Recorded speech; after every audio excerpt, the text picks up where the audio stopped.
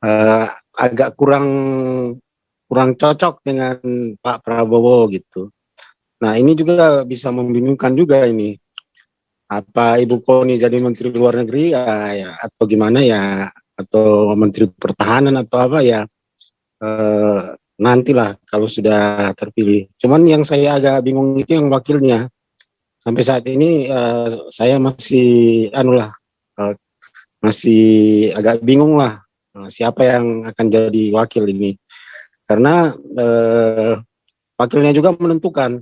Takutnya itu dia milih misalnya wakilnya Mahfud MD misalnya, waduh kacau lagi itu kan. Nah itu mungkin dari saya Pak, terima kasih.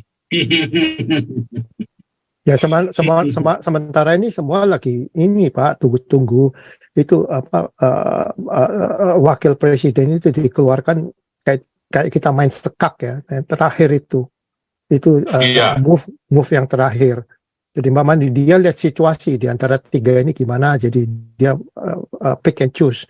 Jadi terlalu pagi lah ngelihat wakil kira-kira mungkin dikeluarkan nanti Januari atau Februari deh. Itu persoalannya. Persoalan sebenarnya agama, you mau masuk ke surga, mau ke neraka, itu urusan lu.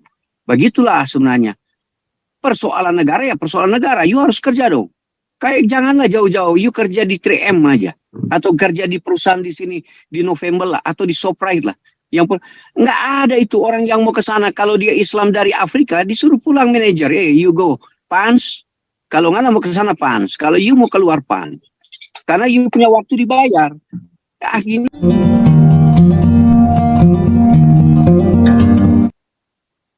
Komen nih. Halo. Siapa saja udah masuk ya, Pak Fran, lanjut. Ya, terima kasih Pak Pastor Paul. Salam buat teman-teman semua.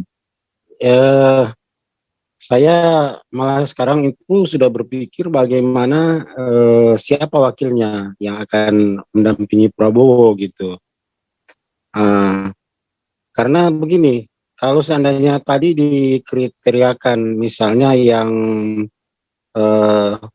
peduli sama Israel, itu rasanya yang pejabat-pejabat publik yang ada di Indonesia ini saat ini yang peduli sama Israel itu tinggal Ibu Koni, Pak.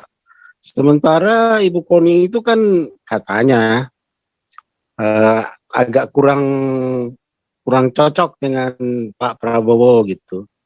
Nah ini juga bisa membingungkan juga ini.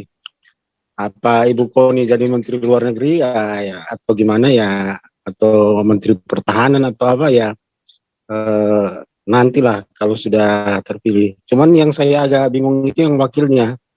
Sampai saat ini saya masih masih agak bingung lah, siapa yang akan jadi wakil ini. Karena wakilnya juga menentukan. Takutnya itu dia milih misalnya wakilnya Mahfud MD misalnya, waduh kacau lagi itu kan. Nah itu mungkin dari saya Pak, terima kasih. Ya sementara ini semua lagi ini Pak, tunggu-tunggu itu apa wakil presiden itu dikeluarkan kayak kita main sekak ya, yang terakhir itu move yang terakhir. Jadi Mama dia lihat situasi di antara tiga ini gimana, jadi dia pick and choose. Jadi terlalu pagi lah ngelihat wakil kira-kira mungkin dikeluarkan nanti Januari atau Februari deh, saya pikir. Yang diskusi politik barusan ini adalah yang mau disandingkan dengan Prabowo adalah Sandiaga Uno. Nah itu yang partai ya. Ini cuman itu ya langsung dari PPP dan PDI, kemudian dari Gerindra setelah dipanggil presiden. Untuk beberapa partai yang notabene Nasdem tidak dipanggil.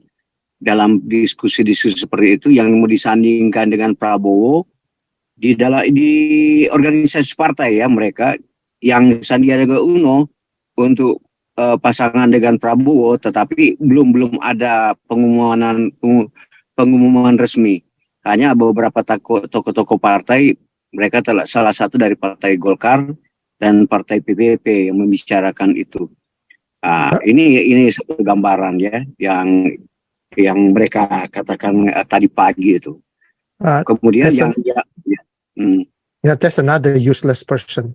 Jangan ngomong. Ya, Sandi Uno dari Sandi Uno. Iya, useless itu. Gak ada gunanya itu. Ini yang bicara ini adalah orang-orang partai lah, yang ketua-ketua partai, umpamanya si Gus itu yang dari NU, yang itu ke Golkar, mereka diskusi tadi pagi itu bicara tentang itu. Tapi itu bagian daripada opini-opini politik mereka yang mereka bertemu di pimpinan partai bicara itu. Kemudian strategi mereka bagaimana Erlangga untuk cari calon wakilnya presiden dari Ganjar Pranowo. Ini tinggal masalah politik karena di Golkar Erlangga. Nah, ini kita bicara yang itu ya strategi politik yang real dari Partai Golkar. Erlangga ketua yang untuk mencalonkan diri untuk jadi itu dari PDI si Ganjar, dari Anies adalah ke Indonesia Bersatu atau apa, saya tidak terlalu hafal itu. Ini tokoh-tokoh inilah yang dari partai-partai inilah yang mereka pikir kalau ini terjadi Prabowo Erlangga, ini udah langsung calon presiden, PDI akan kalah itu kalau mereka bergabung. Ini cuman ya saya dengar opini-opini mereka tadi pagi itu. Kalau yang Pak bicara tadi masa Mahfud MD, mereka tidak terrepresentatif dengan partai. Si KONI juga tidak terrepresentatif dengan partai. Mereka tidak mungkin mereka jadi staf ahli nanti di kementerian bakal dikasih posisi. Tetapi kalau dalam pilpres untuk ini mereka tidak ada posisi. Itu pandangan saya, Mas. Perkembangan politik di Indonesia sekarang ini. Kemudian dari itu yang gubernur Jawa mana itu yang perempuan itu juga mereka coba mengangkat popularitasnya dia dari NU, tapi agaknya suaranya katanya tidak terlalu representatif. Ini yang paling menguat ya Sandiaga Uno, yang Pak Erlangga sama itu Prabowo, sama mereka hanya berempat aja ini yang sangat kuat. Siapa yang akan menjadi wakil, siapa yang akan menjadi presiden. You talking about itu ya, Jawa Timur itu, yang pentolan Korea. Ya, bukan itu ya, yang ibu siapa namanya? Iya, itu, Ibu Kosasi, whatever. Iya. Itu strategi politik mereka. Yang penting di kedua institusi ini dia mengatakan bahwa yang penting ada perwakilan dari Islam lah di situ. Islam kan itu kalau kita boleh diagramkan bukan dari NU Muhammadiyah dan itu bukan. Kalau dari Golkar ada yang orang dari NU gitu. Umpamanya dari saya bilang ada dari NU lah. Dari Muhammadiyah lah mesti ada terwakilkan dari partai itu untuk menyatu, sudah terwakil itu berarti sudah ada agama di situ gitu. Walaupun Erlangga yang jadi, walaupun Prabowo jadi atau Ganjar, yang penting harus ada tokoh agama di situ yang harus hadir. Notabene adalah kalau tidak dari NU, Muhammadiyah, ya itu strategi politik yang mereka bicarakan tadi pagi. Ya. Terima kasih Pak. Pak Paul, saya interested ini kenapa kapan nih Bu Linda sama grup Kalaruan ini ngasih update tentang pertemuan mereka dengan PSI, apa yang PSI sampaikan. Saya interested aja. Kapan kira-kira Pak Paul? Mana nih ada Bulisoy di sini nggak nih Bulisoy? Bulisoy ada. Panggilan Bulisoy. Bulisoy.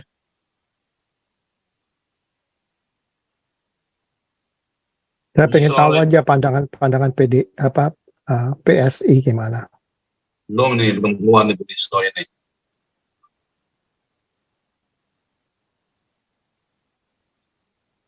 Mungkin lagi istirahat tadi.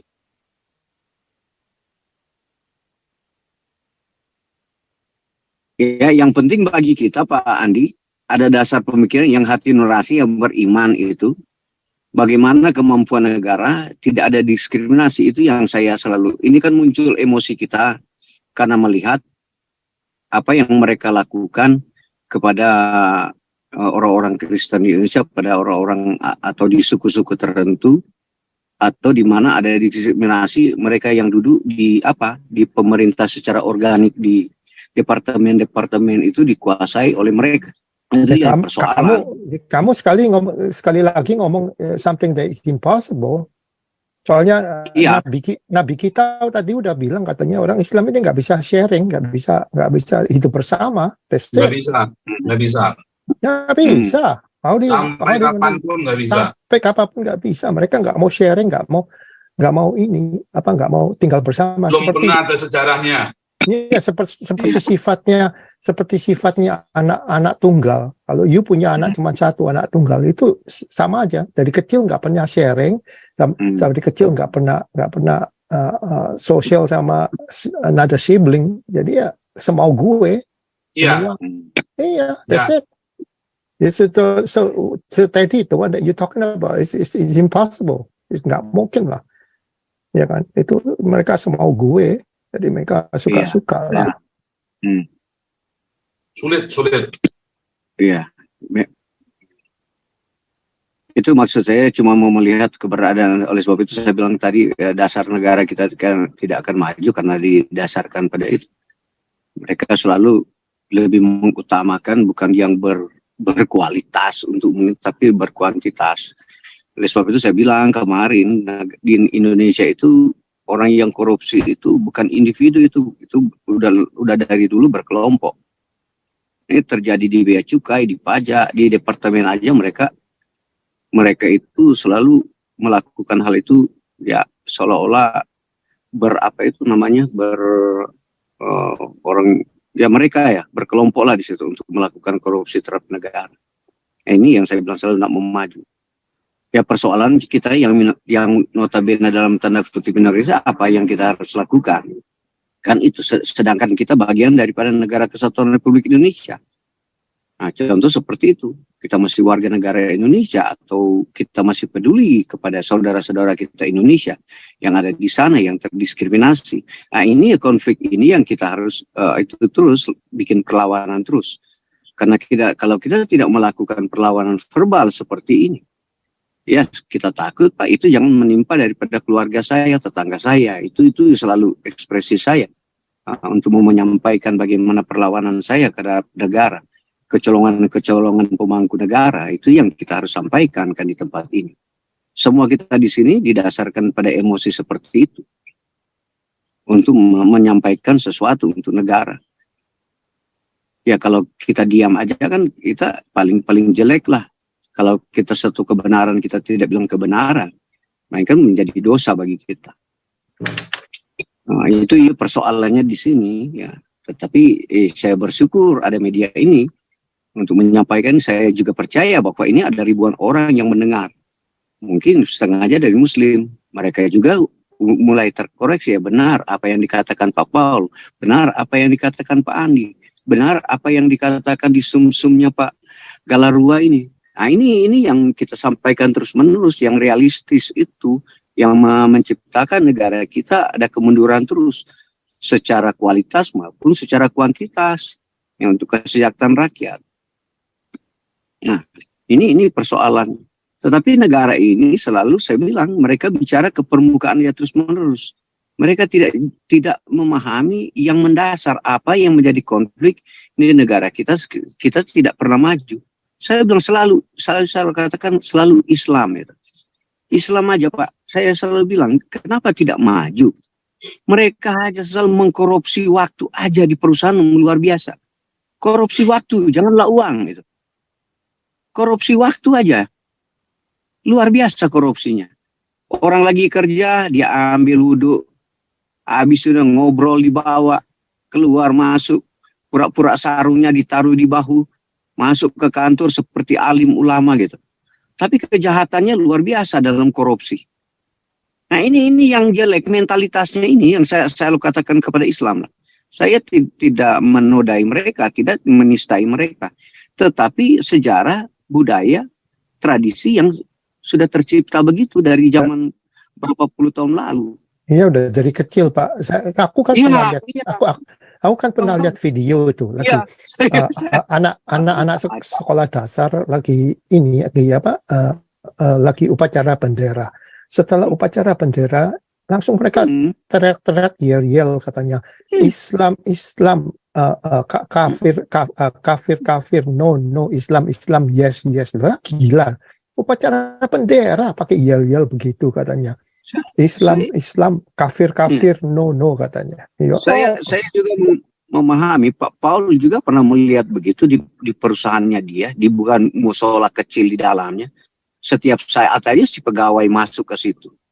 Uduklah, tapi dia sebenarnya mencuri waktu. Ya, di dalam. Apalagi Pak, hari Jumatnya itu. Waduh, saya bilang ini orang pegawai negeri dari perhubungan. Udah turun semua satu peleton. Habis dia ke masjid sebelah jalannya, iya slow. Dia bilang, aduh, 4 jam itu. Dia lagi mengabdi di negara berapa jam itu. Nah, itu negara kita tidak maju karena begitu. Mau dibandingkan dengan negara yang maju. Ya, itu persoalannya. Persoalan sebenarnya agama, you mau masuk ke surga, mau ke neraka, itu urusan lu. Begitulah sebenarnya. Persoalan negara ya persoalan negara. You harus kerja dong. Kayak janganlah jauh-jauh. You kerja di 3M aja. Atau kerja di perusahaan di sini, di November lah. Atau di Shoprite lah. Nggak ada itu orang yang mau ke sana. Kalau dia Islam dari Afrika, disuruh pulang manajer. You go. Pans. Kalau nggak mau ke sana pans. Kalau you mau keluar pans. Karena you punya waktu dibayar. Akhirnya itu perusahaan itu maju, berkembang pesat. Nah, diakibatkan kedisiplinan sumber daya manusia itu. Kalau di Indonesia nggak bakal maju gitu. Yang maju-maju di Indonesia adalah apa? Semua anggaran negara dipergunakan untuk buat jalan, buat ini. Hanya itu yang kita lihat. Contoh di kampung saya ya Pak Paul. Pak Paul nanti coba ke kampung saya. Kalau Pak Paul pas masuk di kampung saya di satu desa dan melihat ada rumah besar, Pak Paul tanya, itu rumahnya siapa? Paling dibilang, oh itu si bapak yang kerjanya di Amerika, atau bapak itu yang pelaut itu, yang lama di ya. Nggak ada negara yang bangun, umpamanya, oh ini rumahnya gede ini dari usaha kecil dan menengah, atau dari hasil pembuatan pasar di sini tradisional sehingga rakyat berkembang, bertumbuh, dan mereka membangun rumah yang enggak ada begitu di negara kita. Semua itu investasi lebih banyak dari luar. Oh bapaknya yang di Eropa itu. Oh bapaknya yang kerja di RIK itu. Oh bapaknya yang di mana itu? Oh ya bapak itu dulu lama supervisor leader yang ada di Freeport. Semua orang Freeport membangun. Waduh, saya pergi ke orang kerja di Freeport itu dulu Pak. Ada rumahnya mewahnya, ada mobilnya mewahnya. Itu karena kerja di Freeport. Tapi karena disiplin kerjanya, bukan kayak si korupsi saya tanda kutip Islam itu, yang mengambil uang negara dari bea cukai, pajak, yang notabene mereka sudah jadi sindikat di negara, tapi negara tahu, negara tidak mengkoreksi itu. Jadi, coba minta tolonglah kepada aparat. Kamu tahu semua itu, tapi kamu nggak mau bergerak. Era APBN dihabiskan cuma begitu. Saya dari dulu saya tahu era APBN mau berapa triliun. Nggak percuma lah. Ya kan percuma. Jadi Pak Paul nggak mungkin lah ke tempat lu kan dia TPO. Ada Pak Gajah Mada ini udah masuk. Ini dunia Pak. Ini bisa dong. Bisa pulang dia. Bisa. Asal ada yang ngasih tiketnya. Saya percaya. Kasih tiket dong, saya berangkat. Iya. Saya bilang ini dunia linier, bukan seperti Pak apa tadi bilang berputar. Nggak ada dunia berputar Pak. Ini kasih dulu nih, kasih bentar. Tes dulu Raja Uti, tes suara dulu Raja Uti. Raja Uti tes suara. Kau bilang kau menang debat, lawan domba yang sesat. Kau bilang banyak yang tobat,